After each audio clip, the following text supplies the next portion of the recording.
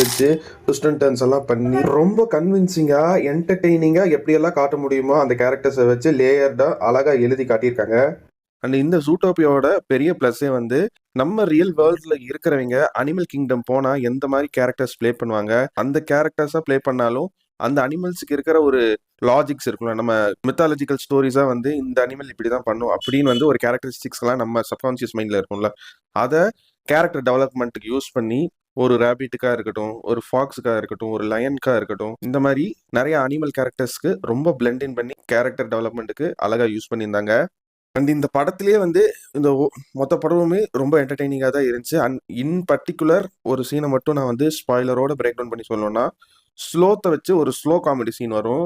அந்த comedy scene வந்து ரொம்ப டீட்டெயில்டா, அது வந்து பார்க்குறவங்களுக்கு பொறுமையும் சோதிக்கக்கூடாது, அதே டைம்ல ஹியூமர் ஒர்க் அவுட் ஆகுங்கிற மாதிரி ரொம்ப நல்லா அந்த சீனை எடுத்து கொடுத்துருந்தாங்க. அண்ட் அதை வச்சுமே